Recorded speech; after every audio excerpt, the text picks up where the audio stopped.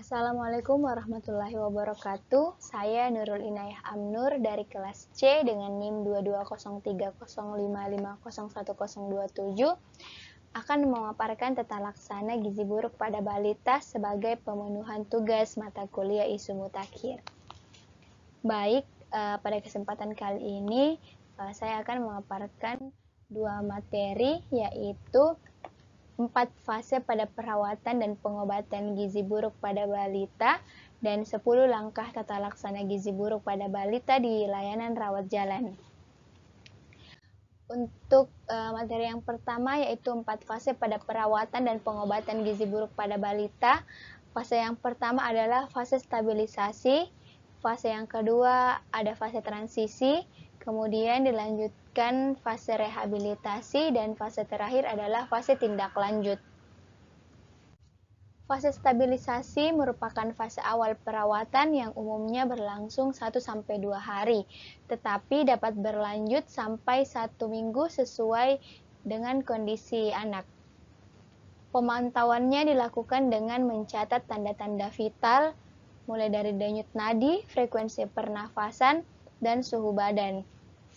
Tanda-tanda bahaya, derajat edema, asupan formula, frekuensi defekasi, di mana frekuensi defekasi ini adalah jumlah berapa kali anak buang air besar dalam sehari atau selama 3 hari terakhir. Kemudian konsistensi feses, volume urin, dan juga berat badan. Fase yang kedua ada fase transisi. Fase transisi ini merupakan masa peralihan dari fase stabilisasi ke fase rehabilitasi dengan tujuan memberi kesempatan tubuh untuk beradaptasi terhadap pemberian energi dan protein yang semakin meningkat. Fase selanjutnya ada fase rehabilitasi. Fase ini merupakan pemberian makanan untuk tumbuh kejar. Pemberian energi sebesar 150 sampai 220 kilokalori per kilogram berat badan per hari dalam bentuk formula 100 atau RUTF.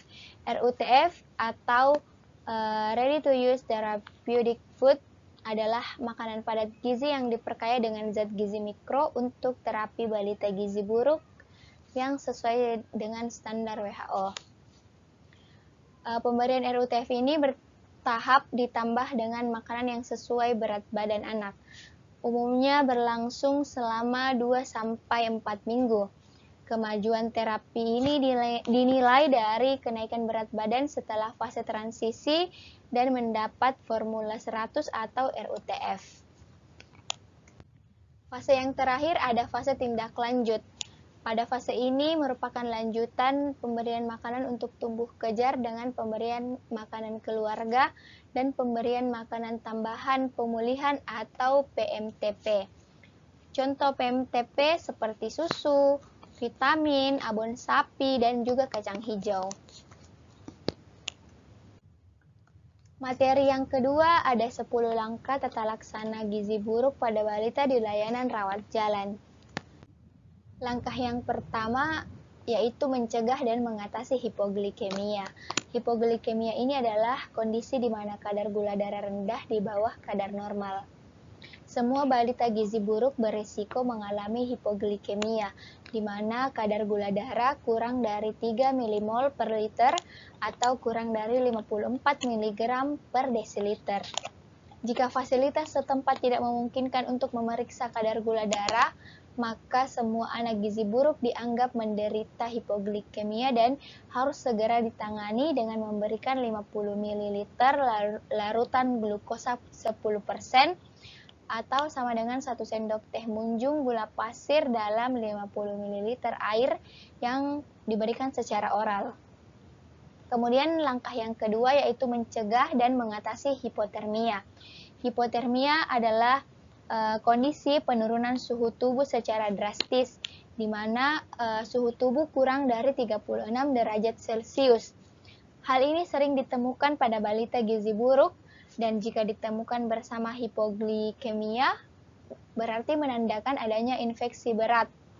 Cadangan energi anak gizi buruk sangat terbatas, sehingga tidak mampu memproduksi panas untuk mempertahankan suhu tubuh. Cara mencegah dan mengatasi hipotermia dengan menghangatkan tubuh balita dengan menutupi seluruh tubuh termasuk kepala dengan pakaian dan selimut. Langkah yang ketiga yaitu mencegah dan mengatasi dehidrasi. Dehidrasi adalah kondisi di mana tubuh kekurangan cairan atau kondisi ketika cairan yang keluar lebih banyak dibandingkan cairan yang masuk. Cara mencegah dan mengatasi dehidrasi adalah dengan diberi Rehydration Solution for Malnutrition atau Resomal yang terbuat dari oralit yang diencerkan, gula pasir, larutan elektrolit atau mineral mix, dan air. Yang pertama, oralit. Pemberian oralit pada anak gizi buruk harus diencerkan 2 kali agar kadar natrium menjadi lebih rendah untuk menghindari terjadi retensi air, edema, dan gagal jantung. Kemudian gula diberikan untuk menambah energi dan mencegah hipoglikemia. Ada juga larutan elektrolit atau mineral mix diberikan untuk mengatasi gangguan keseimbangan elektrolit dan mineral seperti kalium, magnesium, suprum, dan zinc. Apabila anak diare, diberikan Resomal setiap kali diare. Dengan takaran untuk anak usia kurang dari 2 tahun, sebanyak 50 sampai 100 ml setiap kali diare. Dan untuk anak usia lebih dari atau sama dengan 2 tahun, diberikan sebanyak 100 sampai 200 ml setiap kali buang air besar. Cara membuat cairan Resomal dengan bahan dasar oralit WHO, gula pasir, larutan mineral mix, dan ditambahkan air. Mineral mix juga telah tersedia dalam bentuk saset seperti yang ada di gambar. Adapun cara membuat cairan Resomal bila larutan mineral mix tidak tersedia dengan berbahan dasar oralit, gula pasir, bubuk KCl, dan ditambah dengan air. Karena larutan pengganti tidak mengandung magnesium, zinc, dan suprum, maka dapat diberikan tambahan magnesium SO4 sebanyak 40%, IM 1 kali per hari dengan dosis 0,3 ml per kilogram berat badan, maksimum 2 ml per hari. IM atau injeksi intramuskuler ini adalah metode pemberian obat dengan cara disuntikkan langsung ke dalam otot.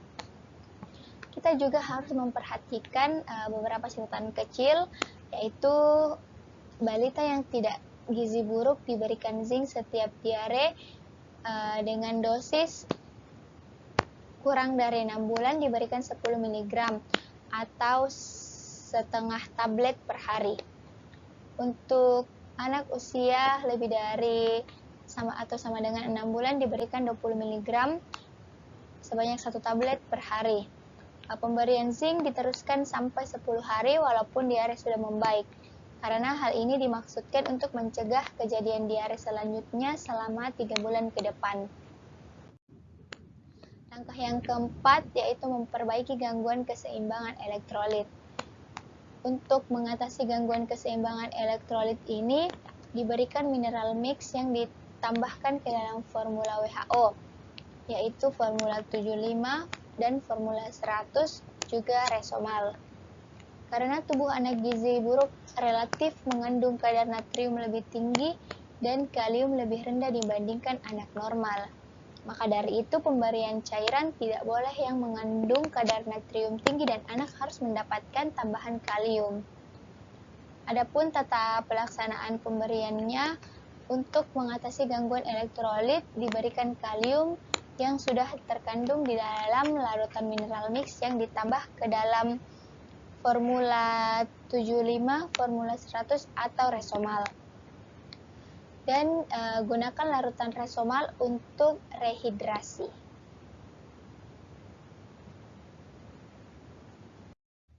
Langkah yang kelima yaitu mengobati infeksi. Adapun tata laksana yang diberikan yaitu yang pertama, diberikan kepada semua balita gizi buruk antibiotika dengan spektrum luas. Bila balita sebelumnya dirawat inap, maka pemberian antibiotika merupakan lanjutan dari pengobatan sebelumnya dirawat inap. Yang kedua, imunisasi campak jika balita berusia lebih dari atau sama dengan 6 bulan dan belum pernah diimunisasi atau mendapatkan imunisasi campak sebelum usia 9 bulan. Imunisasi boleh ditunda bila balita dalam keadaan yang syok. Imunisasi termasuk imunisasi campak pada balita gizi buruk diberikan sebelum anak pulang dari tempat perawatan, yaitu pada fase rehabilitasi. Adapun pilihan antibiotika berspektrum luas yaitu diberikan amoksisilin sebanyak 15 mg per kilogram berat badan per oral setiap 8 jam selama 5 hari.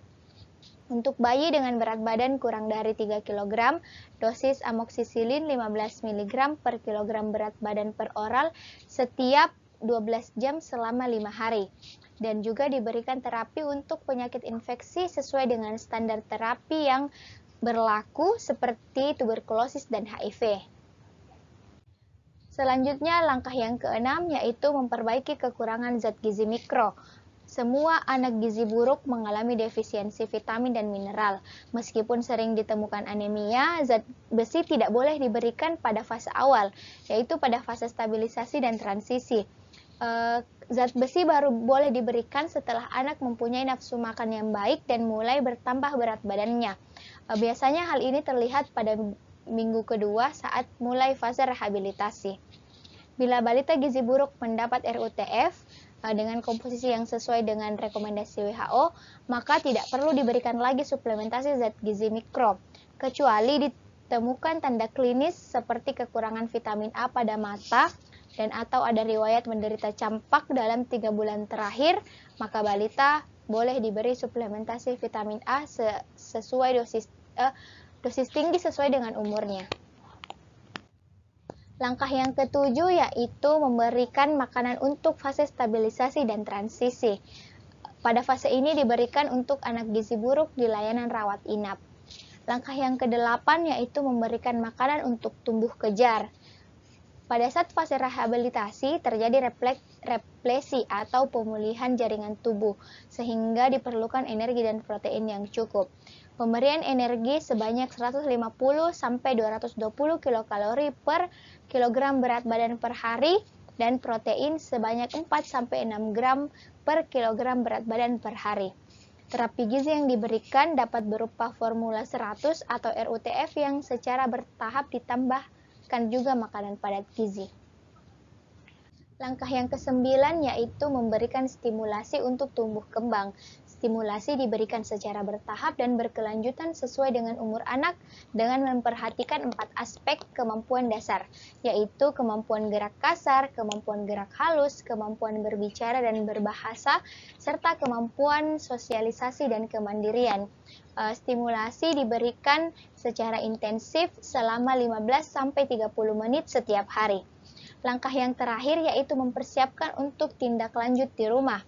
Adapun kriteria sembuh dari gizi buruk apabila berat badan per tinggi badan atau berat badan per panjang badan lebih dari -2 standar deviasi dan atau lingkar lengan atas lebih dari atau sama dengan 12,5 cm dan tidak ada pitting edema bilateral. Bila balita keluar dari layanan rawat inap setelah sembuh sesuai dengan kriteria yang disebutkan tadi, maka dianjurkan untuk kontrol teratur setelah pulang, yaitu 1 kali per minggu pada bulan pertama, 1 kali per 2 minggu pada bulan kedua, dan 1 kali per bulan sampai 6 bulan atau lebih. Selain itu, dianjurkan juga untuk melengkapi imunisasi dasar ataupun ulangan sesuai program PPI atau program pengembangan imunisasi. Itu saja penyampaian materi dari saya. Mohon maaf apabila banyak kekurangan. Sekian dan terima kasih. Wassalamualaikum warahmatullahi wabarakatuh.